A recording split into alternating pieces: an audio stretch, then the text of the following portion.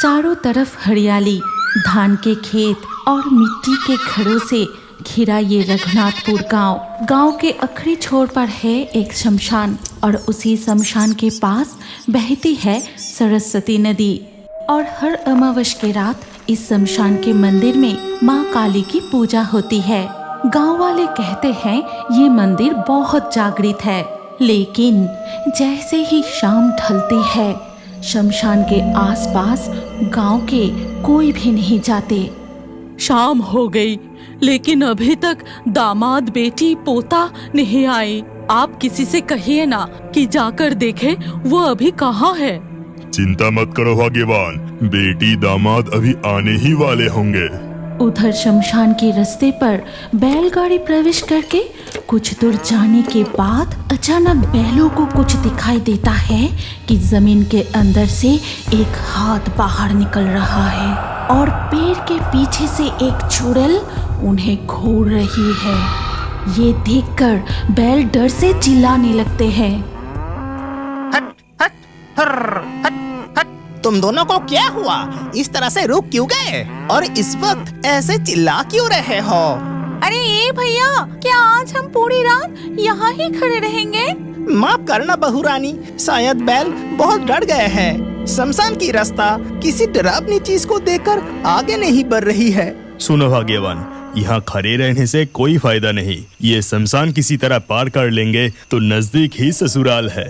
आज पूनम के चांद के रोशनी से चलने में कोई दिक्कत नहीं होगी। चलो हम पैदल चलते हैं। बहुत मजा आएगा। मैं मामा के घर जाऊंगा, मामा के जन्मदिन पर केक खाऊंगा। ये फिर लक्ष्मीकांत दही की हंडी और कतला मछली हाथ में लिए चलना शुरू करता है। पीछे नंदिनी अपने बेटे आदित्य के हाथ पकड़कर चलने लगती है। मुझे अजीब सा डर लग रहा है। तुम्हारे हाथ में मछली है और उसकी गंध से शमशान के भूत हमारे पास आ जाए तो? भाग्यवान, मैं हूँ ना, तुम डरो मत। वो लोग जब शमशान के रास्ते से चलते हुए गुजर रहे थे, ठीक तभी रास्ते के किनारे छतीम के पेड़ पर कितनी बढ़िया ताजी मछली की खुशबू आ रही है। वाह, अच्छा वो लोग मछली लेकर जा रहा है। माँ, मुझे मछली खाना है। माँ, मुझे मछली खाना है। वो मछली चाहिए।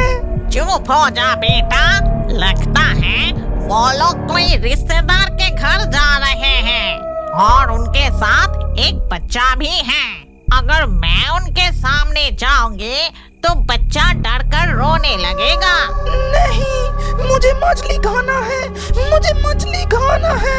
ठीक है बेटा, तू बैठ, मैं देखती हूँ कि छिपकर मछली चुराई जा सकती है या नहीं।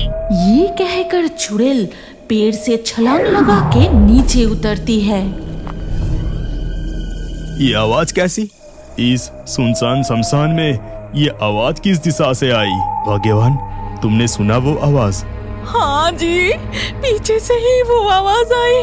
अरे बाप रे बाप, जल्दी यहाँ से चलो जी। चुड़ैल पेड़ के पीछे से अपना लंबा हाथ बढ़ाकर लक्ष्मीकांत के हाथ से मछली छीनने की कोशिश करती है। तभी वो दौड़ते हुए शमशान से भाग जाते हैं। हाय हाय हाय, ये क्या? मेरे लंबे हाथ मछली तक पहुंचने ही वाले थे कि ये लोग भाग निकले। नहीं, इनका पीछा करना पड़ेगा। माँ, दरवाजा खोलो, मैं नंदिनी की आवाज सुनकर उसकी माँ दरवाजा खोलती है। मैं कब से तुम लोगों का इंतजार कर रही थी।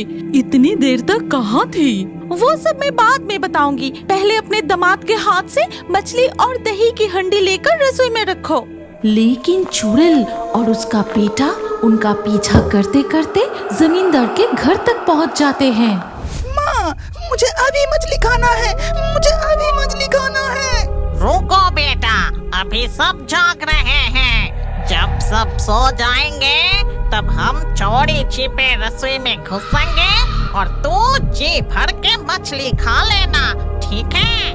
रात में जब सब सो जाते हैं तब चुड़ैल और उसका बेटा चुपके से जमींदार की रसोई में घुसकर मजे से मछली खाने लगते हैं। सारी मछली खा लेने के बाद अचानक चुड़ैल की बेटे को ऊपर रखा एक केक दिखाई देता है। माँ देखो कितना सुंदर केक है, मुझे केक खाना है, मुझे केक खाना है, मुझे केक खाना है। अरे तू चिल्ला मत, धीरे धीरे बोल। ठीक है, मैं वो केक लाकर देती हूँ। जैसे ही चुड़ैल अपने बेटे को वो केक देती है तब वो आहा कितना सुंदर केक है। केक लेकर चलो, हम जमींदार के बगीचे के उस बड़े पेड़ पर बैठ के खाते हैं। अगले दिन सुबह जमींदार की पत्नी छाया, आज तो बेटे का जन्मदिन है, खीर बनाना होगा, जाकर देखती हूँ मालिनी क्या कर रही है। जमींदार की पत्नी गौशाला के पास जाके मालिनी से कहती है, अरे मालिनी, अभी तक दूध नहीं निकाला? ये लीजिए मालकिन, हो गया। अब जाइए, मैं दूध की बाल्टी लेकर आती हूँ। फिर जमींदार की पत्नी रसोई में जाके देखती है कि तले हुए मछलियों की थाली पूरा खाली है, उसमें एक भी मछली बची नहीं है और ऊपर रखा जन्मदिन का केक भी गायब है। ऐसा देख जमींदार की पत्नी रसोई से निकलकर, सुनिए ना, आज तो बेटे का जन्मदिन है। मैंने कल रसोई में केक रखा था, लेकिन वो आज नहीं मिल रहा और रसोई से सारी तली हुई मछलियाँ भी गायब है। कहाँ गायब होके जाएगा? देखो तुम्हारे लाडले बेटे ने ही लालच में आकर खा लिया होगा। नहीं पिताजी, मैंने नहीं खाया। जन्मदिन का खाना खाने के लिए अपने लालच को रोक के रखा है। अरे आप विक्रम को इस तरह से क्यों बोल रहे हैं? हाँ, उसे खाना थोड़ा पसंद है, लेकिन इसका मतलब ये तो नहीं कि वो ही सब कुछ खा गया। अच्छा ठीक है, मैं और एक केक मंगवाने का इंतजाम करता हूँ। फिर जमींदार सूर्य प्रताप घर के नौकर रबिन को और एक केक लाने के लिए कहते हैं। तभी जमींदार का छोटा बेटा विक्रम उदास होके बगीचे में चला जाता है। पिताजी हमेशा मुझे खाने से रोकता है, मैं क्या करूं? अगर मेरे पेट का भूख लगे तो मेरा क्या गलती? लेकिन केक तो मैंने नहीं खाया, फिर वो गया कहाँ? तभी विक्रम को सुनाई देता है कि इमली के पेड़ के पास कोई बातें कर रहा है। वो इमली के पेड़ की तरफ जाकर देखा कि इमली के पेड़ की टहनी पर एक चुड़ैल और एक छोटा भूत बैठा है। ले बेटा, अब तू ये केक खा ले। जमींदार के रसोई से स्वादिष्ट खाने की खुशबू आ रही है। फिर चुड़ैल और उसका बेटा दोनों केक खाने लगते हैं और ये सब कुछ नीचे खड़े होकर देख रहा था जमींदार का बेटा विक्रम। अरे मेरा जन्मदिन का केक तो भूत खा रहा है, मैं जल्दी यहाँ से भागता हूँ, नहीं तो मेरा गर्दन मरोड़ देगा। विक्रम डर के मारे दौड़ता हुआ घर में घुसते ही माँ कहती है, अरे तू इस समय कहाँ चला गया था? चल, केक काटने का पूरा इंतजाम हो गया है। तेरा केक काटने के बाद ही दोपहर का खाना शुरू होगा। जल्दी चल बेटा, देर हो रही है।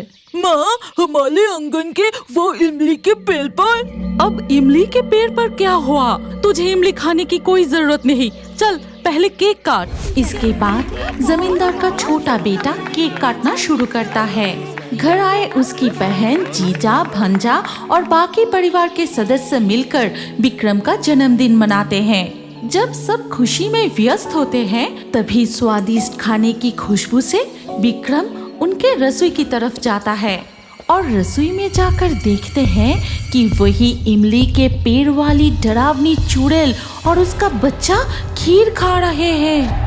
अरे बाप ले, वो चुड़ैल रसोई में खीर खा रहा है, मैं माँ को बताती हूँ। विक्रम अपनी माँ के पास जाके रसोई की घटना बताता है। माँ, रसोई में एक चुड़ैल और उसका बच्चा घुसकर सारी खीर खा गए। तू ये क्या बकवास कर रहा है? इस दोपहर को रसोई में भूत कहाँ से आएगा? देखो, तुम्हारा लाडला बेटा खुद खीर खाकर भूतों पर इल्जाम लगा रहा है। फिर विक्रम की माँ रसोई में जाकर देखती है कि 2 हंडी में से 1 हंडी का खीर पूरी गायब है। मेरा बेटा खाने का शौकीन है, पर इस तरह छिपकर इतना ज्यादा तो कभी नहीं खाता था। फिर शाम को जब जमींदार की पत्नी दिया लेकर बाहर जाती है, तब वो देखती है कि गौशाला में एक चुड़ैल अपने मुंह से गाय का दूध पी रही है और उसके पास उसका बच्चा खड़ा है। ये देख जमींदार की पत्नी बहुत डर जाती है और वो दौड़ते हुए अपने पति के पास जाकर कहती है, ए जी सुनिए ना, हमारे बेटे ने झूठ नहीं बोला। सच में हमारे घर में भूत प्रेत घूम रहे हैं। जल्दी से कोई तांत्रिक बुलाइए। अगले दिन सुबह जमींदार की आंगन में हवन यज्ञ किया जाता है और उसके धुएं से डरकर चुड़ैल और उसका बेटा जमींदार के घर छोड़कर सीधा अपने शमशान में चले जाते हैं। इतना कहकर मामदो एक लंबा बांस को जोर से धक्का देकर रास्ते में गिरा देता है। ठीक तभी बाप बेटे की कानों तक ये आवाज आते ही वो अचानक रुक जाते हैं। पिताजी, दुर्गा पूजा हो गई, काली पूजा हो गई, अब तो जगधत्री पूजा भी खत्म हो गई। हम गांव कब लौटेंगे पिताजी? अब हमारा काम पूरा हो चुका। इस रोशनी से भरे शहर को छोड़कर अपने गांव लौटने का वक्त आ चुका है। ये कहते हुए पंचानन अपने बेटे को लेकर एक और घर के दरवाजे पर पहुंचता है और अपनी बाजा बजाने लगता है। उसी ताल पर दीपू भी अपना बाजा बजाने लगता है। बाजा बजाने की आवाज सुनकर घर की बहू चावल, कुछ पैसे और पुराने कपड़े लेकर बाहर आती है। ये लो भैया, कुछ चावल और कुछ पैसे, और ये पोटली में कुछ पुराने कपड़े भी है। पूरे दिन घर घर घूमकर जितना चावल और पैसा मिला है उससे कुछ महीना चल जाएगा। चल, शाम होने से पहले स्टेशन पहुंचना है। तब लगभग शाम हो चुका था। पंचानन अपने बेटे दीपू को लेकर ट्रेन में चढ़ जाता है। कलकत्ता से रघुनाथपुर का ट्रेन में सफर का समय 5.5 घंटे का है। बीच में सिग्नल खराब होने की वजह से ट्रेन 53 मिनट लेट था। जब पंचानन और दीपू ट्रेन से उतरते हैं तो रात के 10:30 बज रहे होते हैं। पिताजी, स्टेशन पर कोई भी नहीं उतरा, हम अकेले हैं। मुझे बहुत डर लग रहा है पिताजी, अब हम घर कैसे जाएंगे? ओहो, बहुत देर हो गई, अब तो कोई रिक्शा भी नहीं मिलेगा। वक्त बर्बाद ना करके चल, पैदल ही चलते हैं। ये समय गांव में गहरी रात की बराबर होती है। चारों तरफ सन्नाटा, झिंगुर की आवाज और पहले सर्दी के ठंड में लोमड़ियों की आवाज सुनाई दे रहा है। पंचानन अपने बेटे को लेकर सुनसान रास्ते पर चलते हुए अब एक घने बांस की जंगल में प्रवेश करता है। पिताजी, मुझे बहुत डर लग रहा है। इस अंधेरे में रास्ता तो दिखाई ही नहीं दे रहा है। डर मत, ये बांस का जंगल छोटा है, हम जल्दी पार कर जाएंगे। कसकर हाथ को पकड़ ले। आसमान में पूनम के चांद रहते हुए भी घने बांस झाड़ को पार करके जरा सा भी रोशनी जमीन तक नहीं पहुंच रही है। अरे मामदो, देख तो जरा, रास्ते से वो दोनों कौन आ रहा है? एक बाजा बजाने वाला बेटे के साथ लौट रहा है। क्या उसका गर्दन मरोड़ दो चुड़ैल? अरे नहीं नहीं, बाप बेटा शहर से मेहनत करके कमा के लौट रहे हैं। इनके घर लौटने से पहले इनकी खुशियाँ छीन लेना सही नहीं होगा। अरे भूत चुड़ैल के लिए सही और गलत। चल, मैं इसका गर्दन मरोड़ता हूँ, तू खून चूस लेना, फिर मैं दोनों का खोपड़ी चबाऊंगा। इतना कहकर मामदो एक लंबा बांस को जोर से धक्का देकर रास्ते में गिरा देता है। ठीक तभी बाप बेटे की कानों तक ये आवाज आते ही वो अचानक रुक जाते हैं। पंचानन दीपू का हाथ कसकर पकड़ लेता है। तभी चांद की हल्की रोशनी में वो देखता है कि रास्ते पर एक मोटा बांस गिरा हुआ है। पंचानन समझ जाता है कि ये कोई आत्मा का काम है। जहाँ ना कोई हवा ना कोई तूफान, वहाँ अचानक एक कच्चे बांस कैसे गिर गई? पिताजी, अचानक ये बांस रास्ते में क्यों गिर गया? इस वक्त हवा भी तो नहीं चल रही है। ऐसी स्थिति में पंचानन समझ नहीं पा रहा था कि वो क्या करे। बेटे को लेकर पीछे की तरफ भागे कि वहीं रुककर इंतजार करे या बांस को कूदकर पार करके भाग जाए। इधर उन दोनों को लौटने में इतनी देर हो रही है देख मिनती बहुत चिंता करने लगी। मैं लालटेन लेकर थोड़ा आगे जाके देखती हूँ, न जाने वो दोनों इतनी रात को कैसे लौटेंगे। ये कहते हुए मिनती हाथ में लालटेन लेकर चलने लगते हैं। चलते चलते वो गांव के प्रवेश द्वार यानी बटतला तक चले आते हैं। चलते चलते इतनी दूर आ गई, लेकिन वो दोनों तो दिख नहीं रहा है। अभी कितनी दूर है क्या पता। भगवान उनका रक्षा करना कि सही सलामत घर लौट आए। उधर तब पंचानन और दीपू पत्थर की तरह चुपचाप खड़े थे। अगर वो बांस को पार करने का कोशिश करेगा, इस बांस के साथ सीधा बांस के जंगल के ऊपर पहुंचा देंगे। ऐसा मत कर मामदो, जाने दे उन्हें। देख तो जरा, डर के मारे इनके पसीने छूट गए हैं। अरे तू चुप रहे। कितने दिनों बाद इतनी रात को यहाँ इंसान देखने को मिला है और तू छोड़ने के लिए कह रही है। इतनी देर तक बांस को जरा सा भी हिलते हुए ना देख पंचानन ठान लेता है कि वो दौड़ते हुए कूदकर बांस को पार करेंगे। दीपू, मेरा हाथ मत छोड़ना। हम दोनों एक साथ दौड़ के कूदकर उस बांस को पार करेंगे। जैसे ही वो बांस को पार करने की कोशिश करता है, उसे दिखाई देता है कि रास्ते पर बांस के ऊपर बैठा है एक डरावना भूत। तभी चुड़ैल भी उनके पीछे खड़ी हो जाती है। इतनी गहरी रात को बांस की जंगल में चुड़ैल और भूत को देखकर जय बजरंगबली, जय बजरंगबली, भूत प्रेत से हमें बचाइए। जय बजरंगबली, जय जय जय। ठीक उसी वक्त पंचानन देखता है कि दूर से एक जलती हुई आग धीरे धीरे उनकी तरफ आ रही है। अरे बाप रे, इस बांस के जंगल में तो और एक भूत आ रहा है। हे बजरंगबली, हम दोनों को रक्षा कीजिए। कुछ ही पल में पंचानन देखता है कि दूर से आती हुई वो आग बिल्कुल उनके सामने आ गए हैं। वो अच्छे से देखकर समझने की कोशिश करता है कि वो कोई भूत नहीं, जलती हुई लालटेन है। अबे हट जा, उनका रास्ता छोड़ दे, नहीं तो तुम दोनों पर ये लालटेन का केरोसिन तेल डालकर आग जला दूंगी। आग! अरे बाप रे, अचानक ये आग कहाँ से आ गया? मामदो, मैंने पहले ही कहा था कि इंसान खाने का लालच मत कर। जल्दी से भाग के बांस के पेड़ में चल, नहीं तो आज हम गए। साथ ही साथ मामदो और चुड़ैल वहाँ से गायब होकर बांस के पेड़ में चले जाते हैं। तुम दोनों को घर लौटने में इतनी देर हो रही है देखकर मैं लालटेन लेके बटतला तक आई थी। मेरा मन बहुत बेचैन हो रही थी। लग रहा था कि तुम दोनों किसी मुसीबत में फंस गए हो। जैसे भी हो, आज भगवान ने बचा लिया। चलो घर चलते हैं। मिनती लालटेन की रोशनी दिखाते हुए अपने पति और बेटे को लेकर घर चली जाती है।